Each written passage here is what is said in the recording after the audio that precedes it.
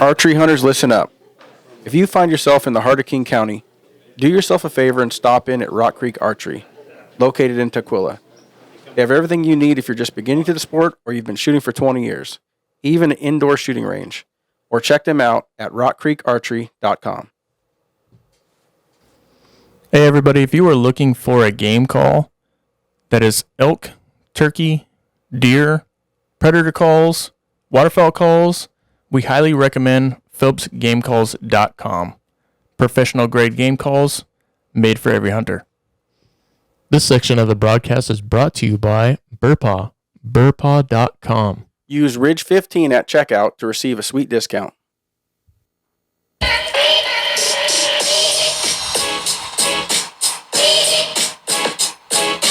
Welcome back to the Ridgeline Hunting Podcast, brought to you by Phelps Game Calls, with your hosts, David Crane and David Sandana.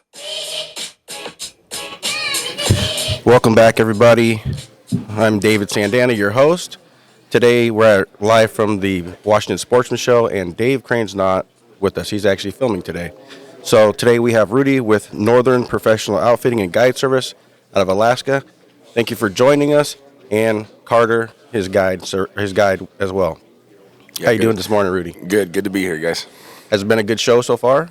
It's been pretty good, yeah. It's always interesting to see how they're going to go after a rebound from COVID. This is our first year traveling in 2 years, so it's always we got to get back on the wheel, you know. Yeah, get back in the driver's seat. Yep.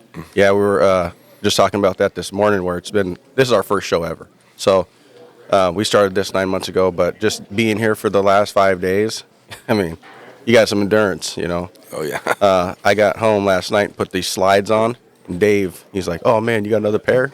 I was like, "No, man, my feet were barking it super bad." Yeah. Yeah, it was brutal. Yeah, we're coming off of another show out in Denver, so we usually do about 3 back-to-back, so it gets exhausting. Nice, yeah.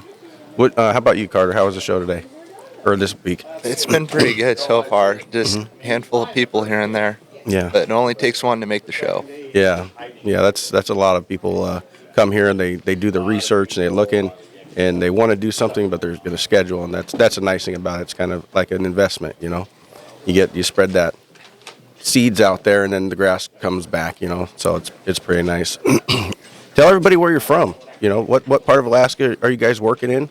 We live in Fairbanks, Alaska. We guide out of southeast Alaska, out of Ketchikan. We hunt Prince of Wales Island for black bear and Sitka blacktail, and then we hunt the mainland of southeast for mountain goats and brown bear. And then we also flip-flop up into the Brooks Range for Dall sheep and moose and interior grizzly and caribou. How's that Dall sheep hunt in the Brooks Range? That's like a world famous place. Yeah. No, it's the state of Alaska as a whole has had a kind of a couple hard years on the sheep population as a whole.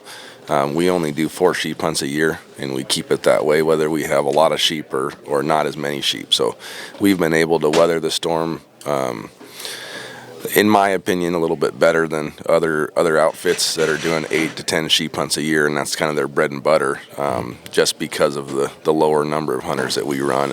And so we've been fortunate. We have a pretty big area, and we haven't had too hard of a time with the sheep. So I'm kind of deriving from what you said. Like, you guys have designated zones you're allowed to hunt in Alaska, or you're allowed as a 3 guide? guide use areas. And okay. So it's not like Canada. In Canada, they have the concession program, which Alaska has always been back and forth on whether to do a concession program and how to make that work. And if you have concessions, you essentially own that area, and it's an exclusive permit process. So in like the Arctic National Wildlife Refuge, they have concessions. Federal land has concessions where it's just one outfitter for the whole area. We're on state land, so we run off of a state use permit for our cabins. That being said, guides typically don't want to run into each other no matter what their views are on whose area is whose. It doesn't do anybody any good. So it's like 2 grizzlies walking towards each other and they start scratching the ground. Yeah, oh, shit. Yeah. What's gonna happen here? What's gonna happen? So we kind of self-regulate and stay away from each other. And we're so far north from Fairbanks. We're 270 miles north of the nearest town. So there's nobody else but us 3 outfitters, and we kind of know where we're at and need each other for help more than anything else. So we don't try not to piss each other off too bad. Yeah, you have some reliance there because the Yeah. distance from help, you know. Oh yeah. Carter was showing me some videos of you flying and coming down on the landing strips, and we've been talking back and forth, you know, for about 3 or 4 days now, and you know, seeing that stuff, I was telling him, I was like, Carter, you're living the dream, bud. Yeah. Like you have so many opportunities to see things that people just don't get to see. Yeah. I've been talking to my wife for 17 years about going to Alaska. Sure. You know, and she's like, I don't want to go. I'd rather go to Hawaii. Yeah, oh, yeah. And I was like, yeah, but I really want to go to Alaska. So Yeah. someday I'm going to make it to Alaska. Right. And just to see it, you know. Yeah. And I can't imagine I was asking him, like, are these like glacier hunts? Are they, how are you hunting in the Brooks Range? Because It's just open country. So the Brooks Range is kind of different from other mountain ranges where there's not huge glaciers. It's a really old mountain range. And so there's not huge ice fields all over. In some places there are, but where we're at, there's not. Typically every drainage in the Alaska Range, the Chugach, will have a glacier at the back of it. A lot of people refer to them as the rolling hills, right? And so we don't have the steep ascent from nothing, right? So we kind of have lower mountains in the foothills, and then they kind of gradually get taller. And the largest mountains around us are like 6,000 feet, and we start at 3,000. So it's not a huge, steep, intense mountain range where we're at, and there's just no trees. And so Yeah. you can sit on a knob and glass for 20 miles and see everything that's there because all that's around is willow brush, you know. And then you go downriver to our lower camp for moose hunting where there is some trees, and you know the trees are 300 years old and they're only 8 inches around, you know. And so it's kind of stifling. Yeah, kind of hard to grow, you know. And so it's pretty open country. We average about 100 miles every sheep hunt on our feet, and we try and use the airplane as much as possible to knock that number down. So Yeah, Carter was telling me that you're a pilot, so you bring your hunters into camp and out of camp yourself. Yep. It's not not done through an air service. It's, Correct. It's you guys, yeah. Yeah, and the reason we do that is because we couldn't find anybody because there's no one up there. So Yeah, it's like contractors here, you know, they're all gone. Yeah, like right. They're working. Yep, and so everybody that outfits up in the Brooks Range typically has a plane, whether they use it for hauling hunters or not. They got a plane in camp and they know how to fly it. Oh, that's awesome. Kind of like having, you know, turn 16 and you get a driver's license. Right. In Alaska, you get a pilot license. You know? Yep, if you're doing anything like we do, it's a lot more valuable than a car. How's it been for you, Carter, guiding in Alaska and just experiencing that? It's amazing. Rudy's given me an opportunity that it's, I don't know, I can't put it into words. It's amazing. He's like a second father to me. Yeah. So he showed me the ropes and everything like that, and it's just cool. I was up there and I didn't want to leave. He's So like, I'm not I- going to Puyallup. You kidding me? I'm staying here. Yeah, it was, even through the crappy weather, it was still, I can't believe I got paid to go up there and live up there. Yeah. And get to chase sheep. Is there like a second, like as a hunter, you get a fulfillment from going and having a successful hunt, right?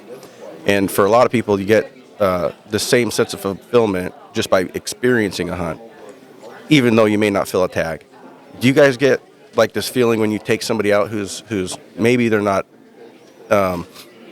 experienced hunting goats, right? It's expensive to do, and most people save for a while to do it, and they want to go have an experience. Do you guys get a sense of fulfillment, like wrapping up that dream for those people? Oh yeah, I'm so. You know, a lot of guys think of an outfitter or a guide, and you know they're like, oh man, they're this you know, big time hunter and all this stuff. Other than a few deer, the first big game animal I've ever shot was this last fall because I guide, I don't hunt, and so I've been guiding since I was 17. Nobody in my family hunts at all, and so that's what I do. We were down in southeast Alaska this fall, and we took the boat out, and we had rebuilt the motor, so we were testing it out, and I had a couple tags in my pocket, brown bear tag and all this stuff, and it was in December. Brown bears are supposed to be asleep by 2 months, right?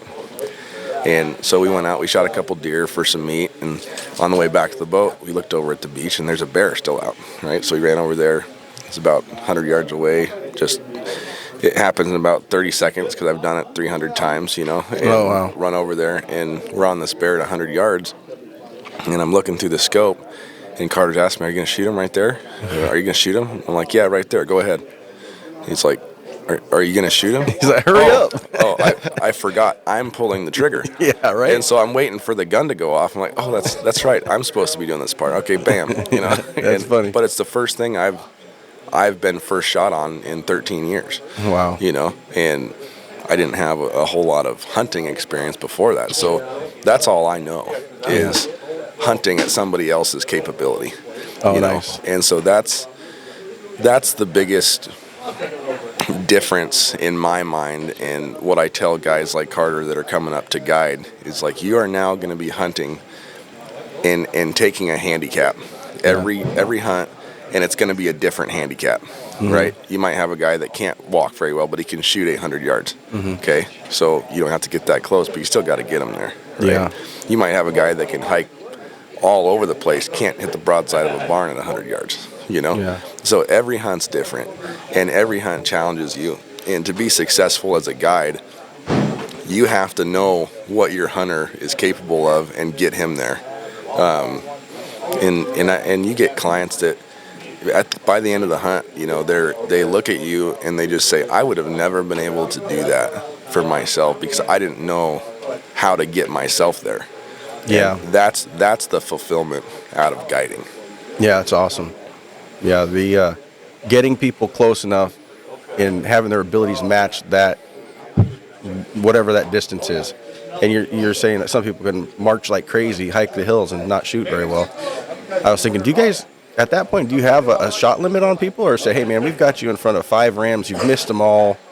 We're gonna put the odometer goes to 150. Sure. Not, And so typically we're 300 yards and under. And in this day and age, you've got all the bells and whistles. You get a guy that goes on a sheep hunt. He's like, okay, I got my PRC. It can shoot 1,200 yards. It can shoot out to 2,000 yards. Hunter can't. Not most people can't. Yeah. But the gun can do it. So the equipment is now a non-factor. Whereas back in the day, you had 30-06 with a fixed powered 9 scope. If you can't see that well, you're pretty limited. But now you've got all the equipment to make long shots. But you still got to be the driver. It has taken the average range of most hunters and extended it by probably 200 or 300 yards just based on equipment. But that being said, shooting a piece of paper is a lot different than shooting across a canyon with thermals at a sheep on a once-in-a-lifetime hunt that you just paid $25,000 for. it's a lot on the line. Right. And so in my area, I can look up at a ram and say, if we put a stock on that ram right now, the shot's going to be 400 yards. So maybe that's not a today ram. Maybe that's tomorrow after he feeds down into the bottom and he's now 150 and we were there waiting for him. Yeah. So that's the aspect of guiding that people are really paying for. It's not just opportunities, it's high percentage opportunities.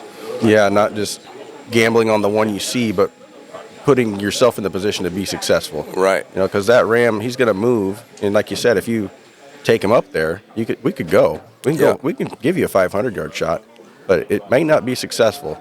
Right. So, say you take someone, they're like adamant, I want to go up there and get that today because it's there now, right? Mm-hmm. You got 500-yard shot.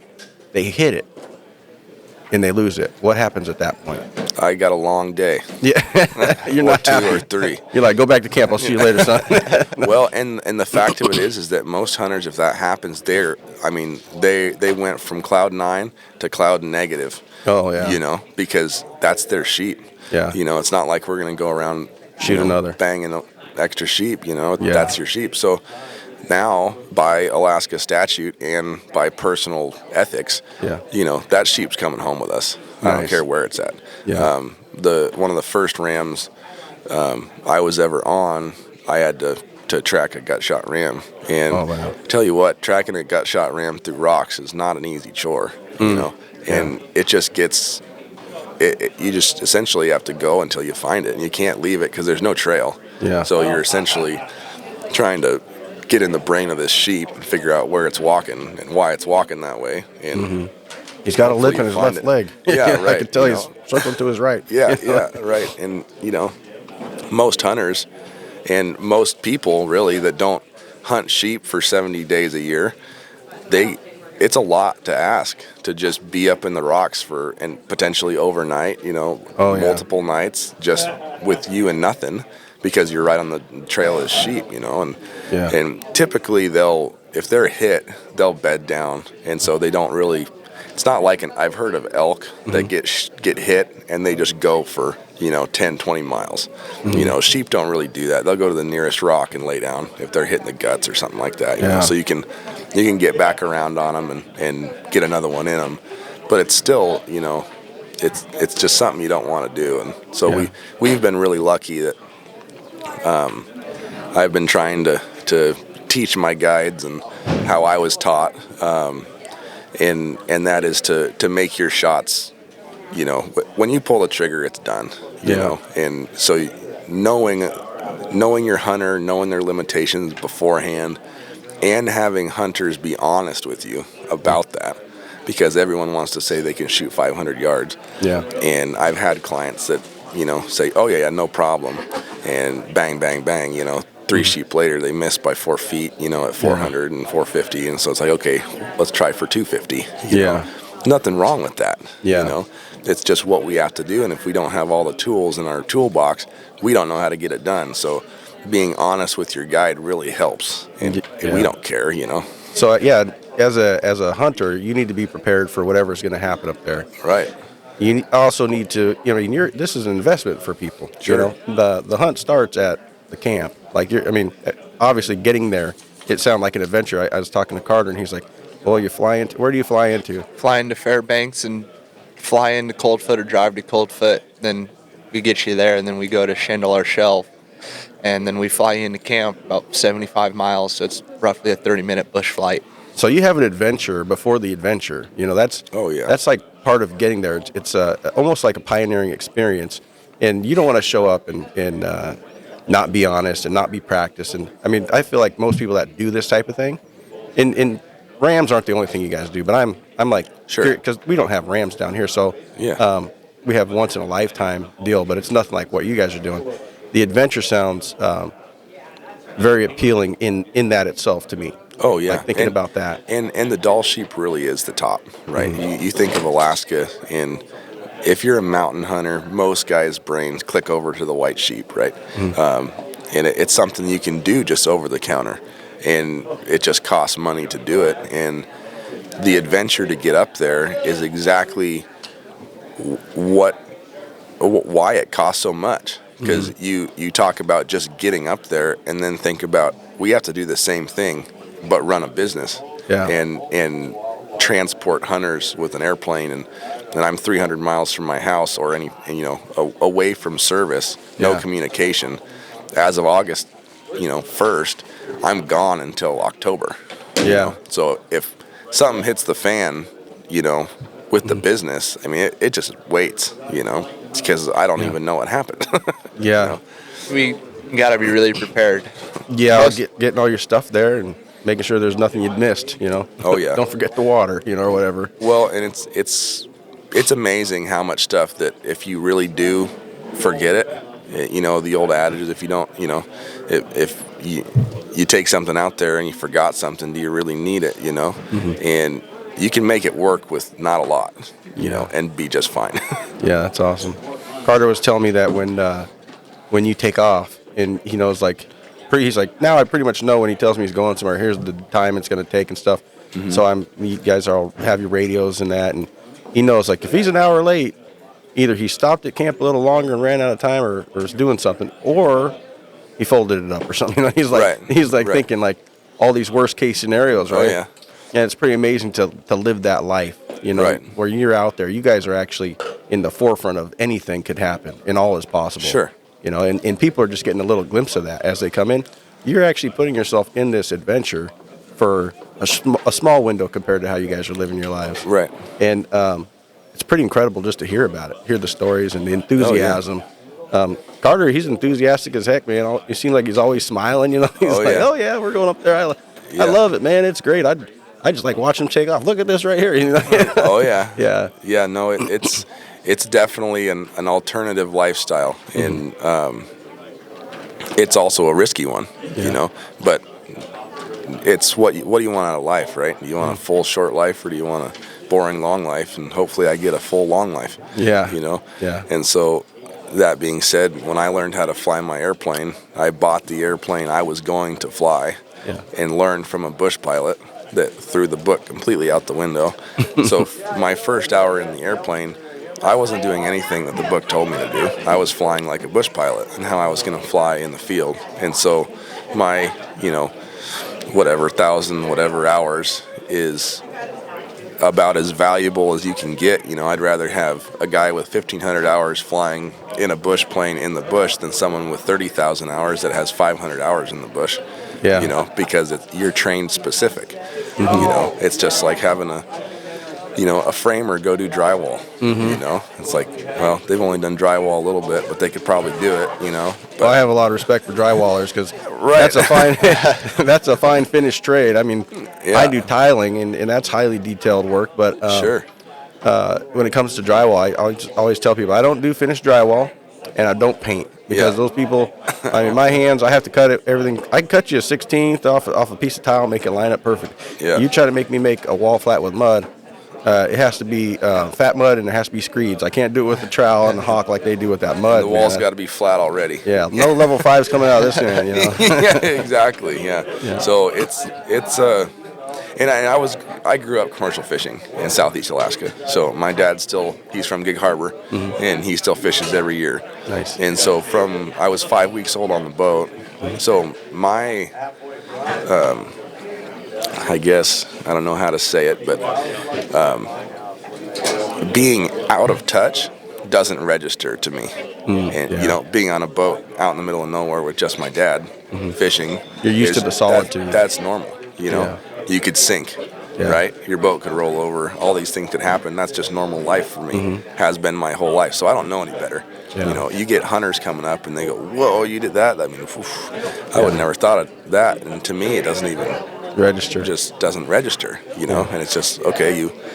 Every day you're just making it through, taking it one step at a time, and you're alive at the end of the day. Yeah. And that's how you have to approach it. Yeah. There's a level of danger to everything we're doing. We had a man hit by the train right here in downtown Puyallup, Oh, yeah. just on Friday. And that was, everybody crosses the same tracks, Sure. and you just, it becomes a part of your everyday life, and there's always a danger, but it's always calculated out, and it doesn't seem like it's very often that something does happen, but if it does, Right. you guys are secluded more, so, but it's really not that dangerous when you have everything figured out and you know what Sure. you're doing and you take precautions and all that stuff. Yeah. So it's just a different life, but to people that never experience it, it's a great adventure. Oh, yeah. And besides rams, what else are you guys hunting for? So we do Dall sheep, moose, interior grizzly, and barren ground caribou up in the Brooks Range. We also hunt off of a boat in southeast Alaska out of Ketchikan. That's where we do our brown bears and goats, and Sitka blacktail as well as black bear. What's your favorite animal to guide for? That's a hard one. Everything.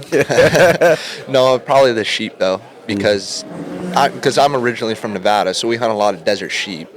So I've already hunted sheep before, and it's just one of those things I got to mark off my list. And I mean, look at him smiling just talking about it. It's iconic. It's to be a sheep guide, I think, is a lot of people, kind of reserve that for the top of the top, right? And for us, it's just another animal. another day at work. It's just what we do, but it's what everybody wants to do. And when you go hunt somewhere else, it always seems like you're taking a step down off the ladder.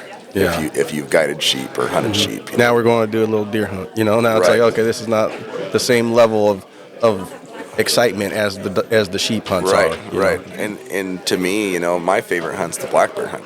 Oh yeah. Because I grew up in southeast Alaska on a boat. I get to hang out on my boat, and there's no stress. There's see 5 to 10 bears a day, and you wake up at 11 o'clock and hunt the afternoons, and it's about as easy of a hunt as you can get. And after hunting sheep for 13 years, easy's kind of nice. Yeah, it is. I almost have to agree with that a little bit because there is no stress. It's someone didn't pay a whole bunch of money and they're stressed about getting a sheep, and you're worried about finding a legal ram, or you're not seeing sheep. A bear, black bear is just like you said, wake up, sip on your coffee, and oh no, we don't want to shoot that one today. Oh, So smart. It's just Yeah. fun. Yeah. It's probably the most fun you can have. It's Yeah. no stresses. Yeah, that's awesome. Kind of like almost like a duck hunt. You're going to show up and relax, and Yeah. then they're going to come in, and you're going to get one. Sure, right, yeah. That's kind of nice. Well, we're getting close to the show opening. We're Yeah. starting to pick up a lot more background noise, so I don't want to wash this out. You bet. But any final things you would say to somebody who was considering going on a ram hunt or moose or bear hunt? How do they get in contact with you and all that? Yeah, so we're online like everybody else, www.northernproguides.com. We're on Facebook, Northern Professional Outfitting and Guide Service. Website's got pretty much everything on it, contact information. The one thing that I try and encourage guys to do is that if you are interested in hunting Dall sheep or moose or any of that stuff, think about it and get the ball rolling, because typically we're 3-4 years booked out, and same with other outfitters. So if you're talking to somebody and you're kicking it around, it doesn't hurt to do the legwork, get a plan going, get a deposit down, and stretch it out over time. It's easier to afford. It gives you some time to plan. And it also locks in your spot. You can save up for 3 years. You can save up the money so you can finally go, and then you go, and there's no spots left for that year, and that'll be the case forever. Yeah. So plan it out.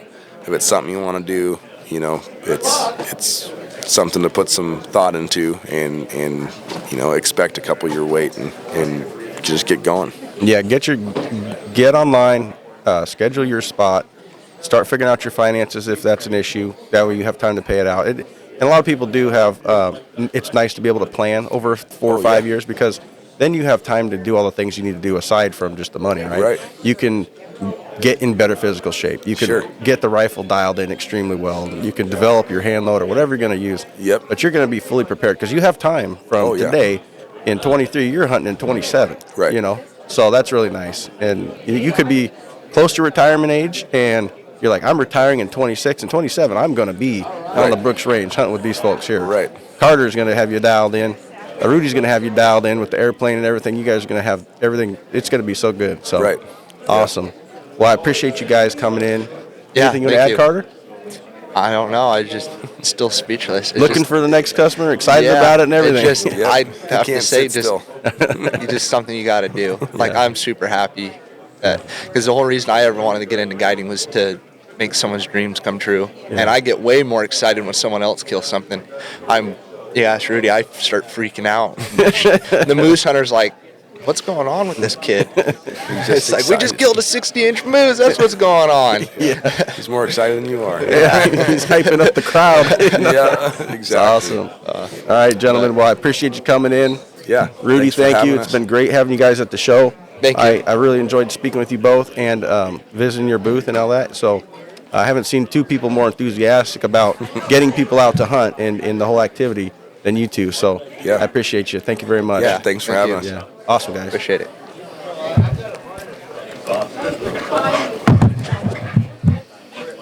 Oh, it's time to go to work.